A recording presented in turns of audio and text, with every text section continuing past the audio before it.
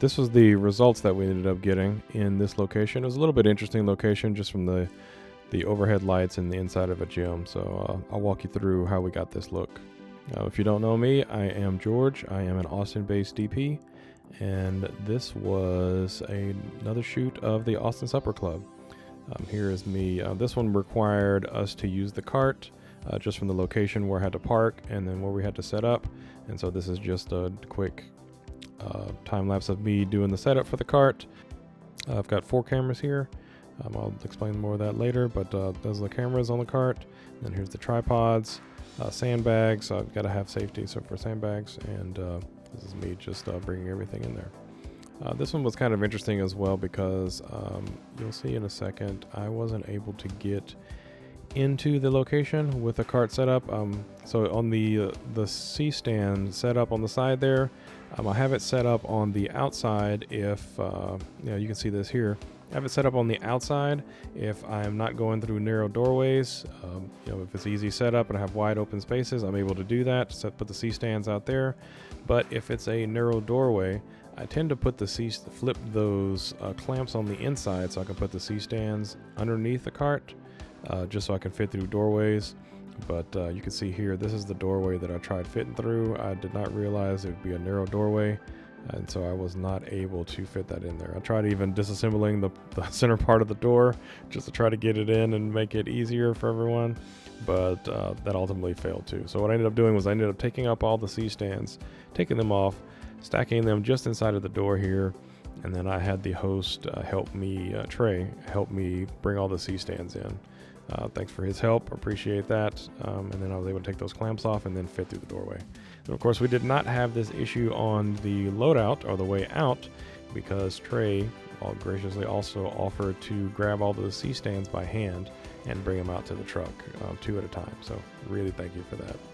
Really nice working relationship that we have, that he's able to help me like that. And then here is me with the final setup.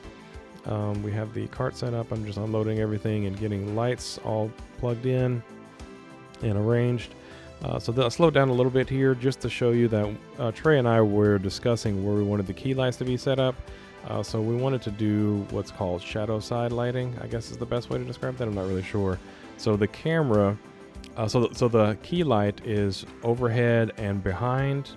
If we're facing the camera, it's overhead and behind each talent. And so the shadow side is what's actually facing the camera. And so that's kind of what we wanted to do to add some dynamic lights and just increase some dynamic range and some visual interest is what we ended up doing with that setup. I'll show you that in a bit later.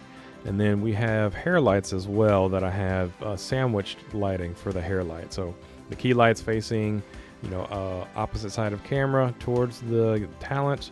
And then I have hair lights that are facing front side towards the talent, kind of over the shoulder.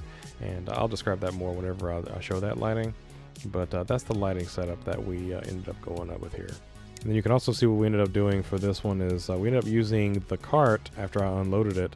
We ended up using that as our audio station for the laptop and the Rodcaster Mic Pro, the Rodcaster Pro. We ended up using that for the audio cart just because it's convenient. We didn't have to move around any furniture, and so we were just able to use that right as it was. And as always as well, the Trey actually has Shure SM7Bs is what we have for audio. I started actually putting in some backup audio on everyone because I have the Insta360 Mic Pros, and so you'll see that in the close-up shots, that I have that as a backup audio source. But I'm really interested in the way that it's going to be set up, how we can use that just to kind of get like a backup audio source, and just to make sure we get some excellent audio from everyone for sure. That was Trey. You can see in the back there, Trey was putting a light in the lamp in the plant in the back, just to give some visual interest for the wide shot. It doesn't show up in any of the close-ups, but it does show up in the wide shot, and just kind of add some more interest to the background for that. And so you can see that I really had to dial in the lighting here because it's a big open gym, indoor gym basically, with some overhead lighting that we weren't able to independently adjust just because there were people actually using the gym at the time. And so that was an interesting light setup that we had just to get that to work right. And here we are just showing all the lights. That's the key light number 1, hair light number 1. You could key light number 2, hair light number 2. Again, doing kind of a sandwich lighting for both people. I'll show you what that looks like in just a second. And here's the 4 camera setup. So we have a medium on the host. I've got a wide shot with both people in it. And then I've got a medium shot for the guest and a close-up shot for the guest is what we end up doing here.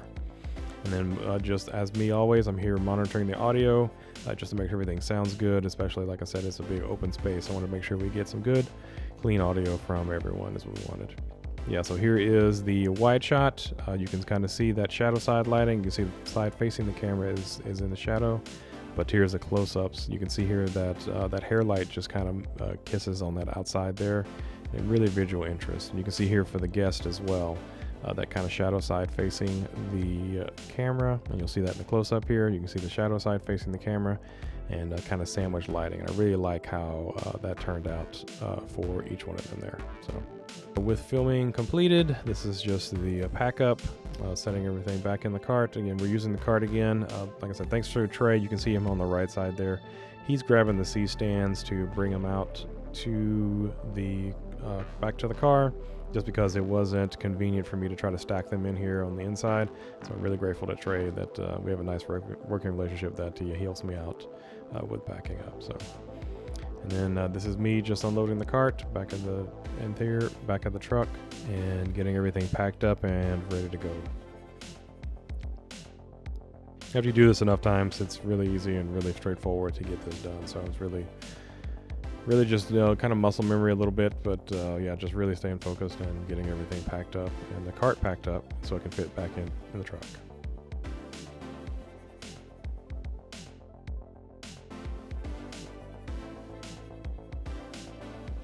All right, as always, thanks for watching.